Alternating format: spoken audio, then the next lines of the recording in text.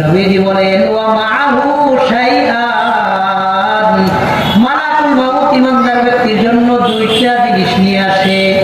একটু মনোযোগ দিয়ে আওয়াজ করে উত্তর দিয়া কোন কয়টা জিনিস নিয়ে আসে? এক নম্বর নবীজি বলেন মাআহু কাফনুন মিন আকফানিল জান্নাহ ওয়া হানুতুম মিন হানুতিল জান্নাহ। এক নম্বর মালাকুল মাউত ইমানদার ব্যক্তির জন্য আল্লাহর পক্ষ থেকে জান্নাত থেকে একটা কাপড়ের কাপড়, দুই নম্বর জান্নাত থেকে একটা আতরের কোটা, আতরের শিশি। এই দুইটা জিনিস নিয়ে ইমানদার ব্যক্তির কাছে এসে হাজির হয়ে যায়। এক নম্বর জান্নাত থেকে একটা কাপড়ের কাপড় আনে, দুই নম্বর জান্নাত থেকে একটা আতরের শিশি আনে। কয়টা জিনিস?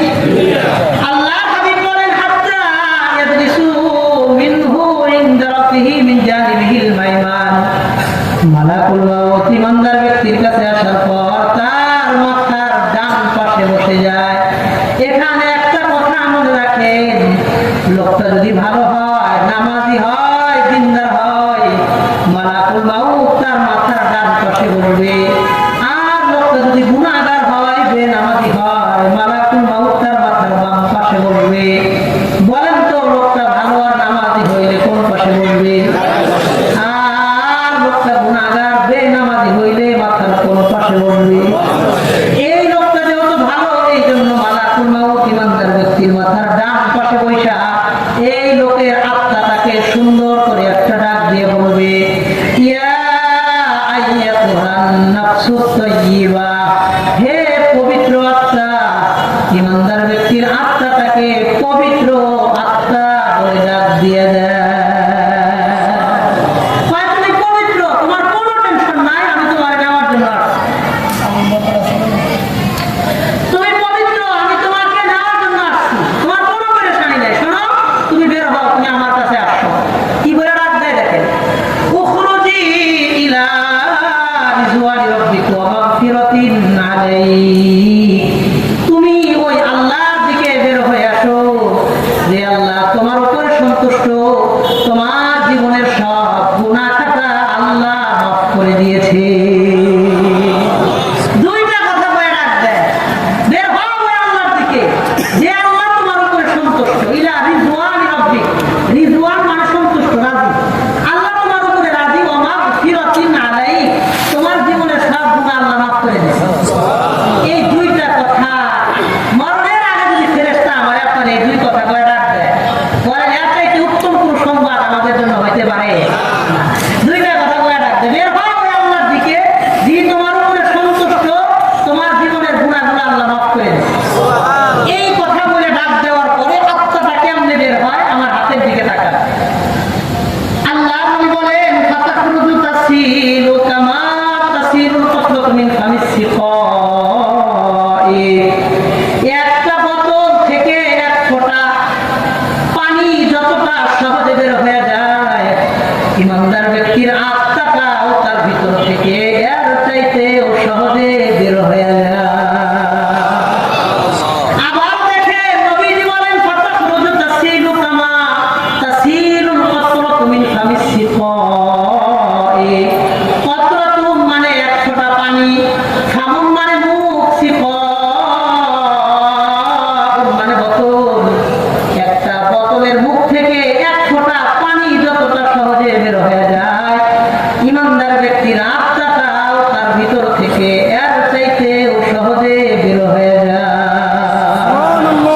এবার বলেন তো মালাকুল মাউত ইমানদার ব্যক্তির জন্য কয়টা জিনিস নিয়ে আসছে? একটা কাপড়ের কাপড়, একটা আতরের কোটা। আল্লাহর হাবিব বলেন আত্মাটা যখন ভিতর থেকে বের হয়ে আসছে, ফায়াজআলুনাহা ফি যালিকাল কাফনি ওয়া ফি যালিকাল হানুত। এবার আত্মাটারে সুন্দর করে কাপড়ের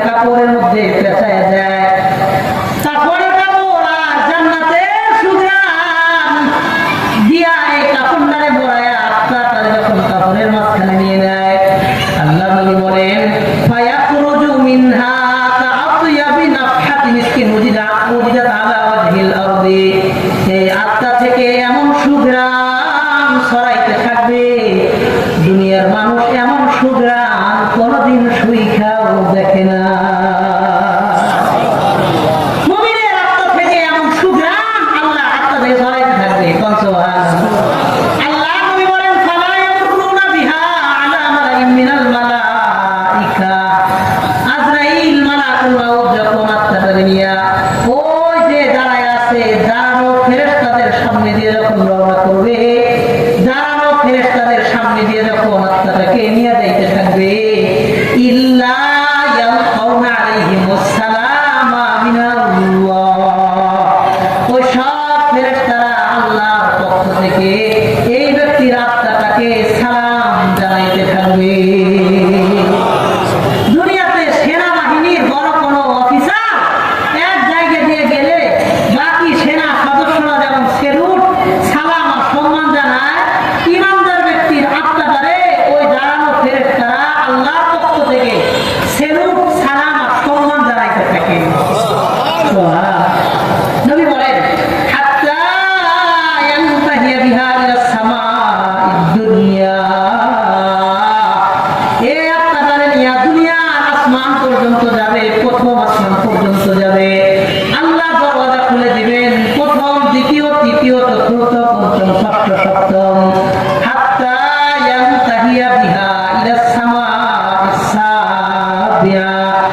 7 নম্বর আসমানে আল্লাহর আরশের সামনে নিয়ে যখন আত্মাটাকে হাজির করবে, আল্লাহর আরশের আশেপাশে কিছু ফেরেশতা থাকে যাদেরকে বলা হয় মালাইকাতুল মুকাররাবিন। আরশের আশেপাশের ফেরেশতাদের নাকে যখন জান্নাতের ঘ্রাণটা যাবে, তারা আল্লাহকে ডাক দিয়ে জিজ্ঞাসা করবেন লিমান হাযিহির রূহুত তাইয়্যিবু। এই পবিত্র আত্মাটা কার? আমরা ওই ব্যক্তির পরিচয় সম্পর্কে জানতে চাই। এবার এখানে একটা কথা বুঝেন, আমি আর আপনি যেদিন মারা যাব, আমার আপনার ডান বাম কাঁধে 2 জন ফেরেশতা আছে কিরামান কাতিবিন। আমি আপনি যেদিন মারা যাব ওই দিন থেকে এই ফেরেশতা 2 জনের কাজকর্ম শেষ হবে। কারণ তারা আমার আপনার ভালো মন্দ দেখতো। আমি আপনি যেদিন দুনিয়া থেকে মারা যাব ওই দিন থেকে এই 2 ফেরেশতার কাজ ডিউটি ওই দিন শেষ হবে। কথা ঠিক আছে? এই 2 জনের কাজ না, আমি মারা গেছি, আমার ভালো দিনও শেষ মন্দের দিনও শেষ, তো এই দিন থেকে এই 2 জনের কাজ শেষ।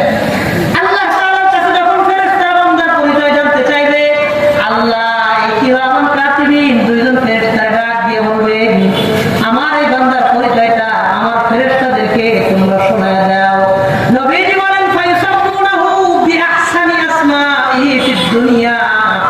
এই বান্দার দুনিয়াতে যত ভালো ভালো কাজগুলো ছিল, আরে কোন মসজিদের মুসল্লি ছিল, কোন মাদ্রাসার দাতা সদস্য ছিল, কোন জায়গার মসজিদের জন্য সামান্য পরিমাণের জায়গা দান করে গিয়েছে, ইয়াতীম অসহায় মানুষকে ঈদের দিন অল্প কয়েক টাকার বাজার করে দিয়েছে, কোন কোনে শীতের মধ্যে ছোট্ট একটা কম্বল কোন অসহায় বাড়িতে পৌঁছায় দিছে। দুনিয়া প্রত্যেকটা ছোট ছোট ভালো কাজ ওই দিন আল্লাহর সামনে পাঠ করে করে শোনায় দেওয়া হবে। আল্লাহ তাআলা বলবেন আমার এই বান্দার এতগুলো ভালো কাজ, কয় হ্যাঁ আপনার এই বান্দার এত ভালো কাজ। আল্লাহ ডাক দিয়ে বলবেন ইজালু কিতাব আবদি ফি ইল্লিয়িন। আমার এই বান্দার নামটা তোমরা জান্নাতি মানুষদের তালিকাভুক্ত করে দাও। আল্লাহর কাছে 2টা তালিকা থাকে, আরশের ডান পাশে একটা তালিকা যেটাকে বলা হয় ইল্লিয়িন, জান্নাতি মানুষদের তালিকা। আরশের বাম পাশে একটা তালিকা থাকে যেটাকে বলা হয় সিজ্জিল আইওয়াদিন মিন জাহান্নাম, জাহান্নামীদের একটা তালিকা। আল্লাহ বলবেন আমার এই বান্দা যেহেতু এত এত ভালো কাজ, আমার এই বান্দার আত্মাটার নামটা জান্নাতি মানুষদের তালিকাভুক্ত করে দাও। মালাকুল মাউত আত্মাটাকে নিয়ে জান্নাতি সাইনবোর্ডের মধ্যে যখন নাম ঠিকানা সহ উল্লেখ করে দিবেন, আল্লাহ ডাক দিয়ে বলবেন ওয়াঈদু রূহাহু ইলা কবরিহি। যাও এই বান্দার আত্মাটার নাম লেখা হয়ে গেলে দুনিয়াতে দেখো তার আত্মীয় স্বজন কোনো না কোনো জায়গায় তার জন্য কবর করেছে, এই আত্মাটাকে নিয়ে তার কবরের মধ্যে তোমরা রেখে আসো। আশপাশের ফেরেশতারা প্রশ্ন করবেন আল্লাহ আসমানের মধ্যে তো জায়গার অভাব নাই,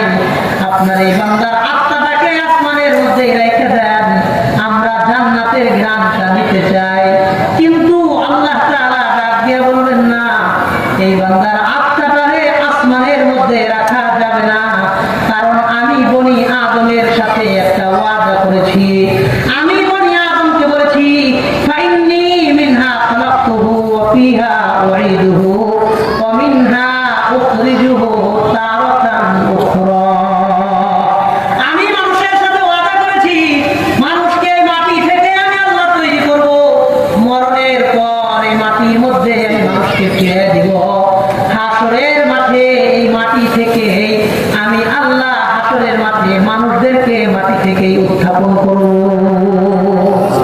সুতরাং আত্মাটারে আসমানের মধ্যে রাখবা না, নিয়ে যাও আত্মাটাকে তার কবরের মধ্যে রাইখা তুমি চলে আসো। মালাকুল মাউত আরশের সামনে থেকে আত্মাটাকে নিয়ে আবার জমিনে আসবে। আমার আপনার সব চাইতে কাছের কাছের মানুষ